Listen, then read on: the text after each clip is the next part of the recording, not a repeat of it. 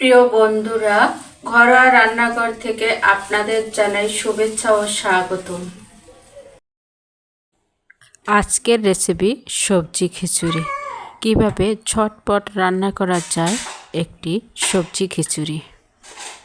আমার মতো মেয়ের কপালে এত ভালো একটা স্বামী রয়েছে, এত ভালো ভাগ্য আমার, যেটা কিনা আজকের ঘটনাটা শুনলে আপনারা বুঝতে পারবেন। আজকে ঠিক বুক ভরা আনন্দ নিয়ে আমি আমার এই কথাগুলো বলতে চলেছি আপনাদের মাঝে। এখনকার যুগে একটা মেয়ের বাচ্চা না হলে তাকে সমাজ থেকে, শ্বশুরবাড়ি থেকে যে কতটা কথা শুনতে হয়, কতটা লাঞ্ছনা করা হয়, সেটা নিশ্চয়ই আপনারা সবাই জানেন। আমার বিয়ের প্রায় 5 বছর যখন ছিল, তখন আমার কোনো বাচ্চা কাচ্চা ছিল না। ওই সময় থেকেই আমাকে অনেক কথাই শুনতে হতো। ঘরের লোকরা তো টুকটাক কথা শোনাতোই, তাছাড়া বাইরের লোকরা আমাকে কথা শোনাতে বাধা মানতো না। এসব নিয়ে আমি সবসময় মন খারাপ করে বসে থাকতাম, কিন্তু আমার স্বামীর এটা নিয়ে কোনো মাথা ব্যথা ছিল না। সে সবসময় আল্লাহর উপর ভরসা রাখতো আর বলতো, আল্লাহ চাইলে নিশ্চয়ই আমাদের সন্তান দিবে, যদি আল্লাহ চান অবশ্যই হবে, আর না চাইলে হবে না, কোনো সমস্যা নেই। আমি যখন এসএসসি পরীক্ষা দিই, তখনই ঠিক আমার বাবা বিয়ে ঠিক করেন ওর সাথে, আর আমার বিয়েটা হয়ে যায়। আমি আমার পড়াশোনার বিষয়ে অনেকটাই আগ্রহী, তাই আমি আমার পড়াশোনাটা চালিয়ে যেতাম, আর আমার স্বামীও এটাতে অনেক সাপোর্ট দিত। যেহেতু বিয়ের পর প্রায় 5 বছর কেটে গিয়েছে, আমাদের কোনো সন্তান হয়নি, আমরা খুব একটু হতাশার মধ্যেই ছিলাম। কিন্তু হুট করে রোজার মাসে একটা সুসংবাদ চলে আসলো, আমাদের সংসারে একজন নতুন অতিথি আসতে চলেছে। আর এই নিয়ে যে কতটা খুশি সবাই, আপনারা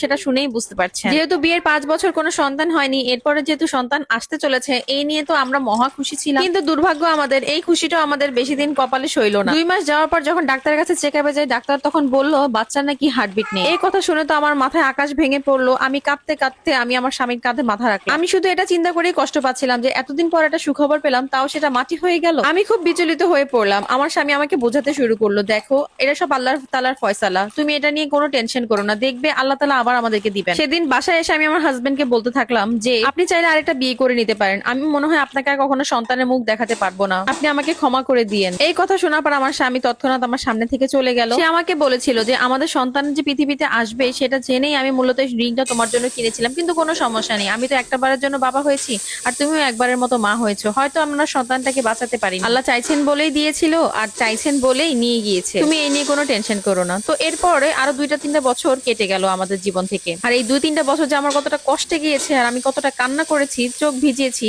এর কোনো হিসাব নেই। কারণ এর মাঝখানে আমার 9 মাসের আরেকটা বাবু মিসক্যারেজ হয়ে গিয়েছিল, আর বারবারই কনসিভ করার পরপরই বাচ্চা মিসক্যারেজ হয়ে যেত। তারপর আমাদের ঢাকার মধ্যে ভালো স্বনামধন্য একটা ডাক্তারের শরণাপন্ন আমরা হই, কিন্তু যা ভাগ্যে ছিল তাই বারবারই ঘুরে ফিরে আসছিল, আমাদের কোনো ভালো সংবাদ আমরা পাইনি। এমনকি ডাক্তার আমাকে এটাও বলেছিল যে আপনি আর কখনো মা হতে পারবেন না, কারণ আপনার এতবার মিসক্যারেজ হয়েছে যে এটা হওয়ার সম্ভাবনা আপনার অনেকটাই কমে গিয়েছে। এই কথা শোনার পর আমি সেখানেই ভেঙে পড়ি। তখনই আমার হাজবেন্ড আমাকে হাতটা শক্ত করে ধরে ওঠে আর বলে, তুমি টেনশন করো না, তুমি কোনো চিন্তা করো না, ইনশাল্লাহ ভালো কিছুই একটা হবে। আমি শুধু চিন্তা করতাম কি করে পারে একটা মানুষ এতটা ভালোবাসে, আমার এত সমস্যা থাকার পরও সে কখনোই আমার হাত ছেড়ে চলে যায়নি, সে আমাকে সব সময় আগলে রাখতো। সে 2টা কথা শোনানোর বদলে সে আমাকে আরো বোঝাতো। পরে আমরা চিন্তা করলাম যে আমরা ওমরায় যাবো। ওমরা থেকে ফিরেও আসলাম। ফিরে আসার পর আমরা আমাদের চেক আপ করাও বন্ধ করে দিলাম, সবকিছু আল্লাহ তাআলার উপর ছেড়ে দিলাম, যে আল্লাহ যা ভালো রাখছেন, যা কপালে রাখছেন তাই হবে। এর মধ্যে আরো 2-3টা বছর কেটে গেল, কিন্তু তারপরও আমি আর আমার স্বামী হাল ছাড়িনি, আর আমার স্বামীও কখনো আমাকে ছেড়ে যাওয়ার কোনো চিন্তাই করেনি। ঠিক তার পরের মাসে, রমজান মাসে, আমরা আরেকটা সুখবর পেলাম যে আমি মা হতে চলেছি। আর বিয়ের ঠিক এই 12 বছর পর আমাদের ঘর আলোকিত করে রেখেছে আমাদের 2 সন্তান। আলহামদুলিল্লাহ, আমি এখন অনেক ভালো আছি, অনেক সুখে আছি। আর আমি সব সময় দোয়া করি যেন এরকম একজন স্বামী যেন সব মেয়ের কপালেই থাকে, যেখানে কিনা 12টা বছর ধৈর্য ধরে আমার স্বামী আমাকে সাপোর্ট দিয়ে গেছেন সব সময়। আজকে হয়তো অন্য পরিবারে বিয়ে হলে বা অন্য কোনো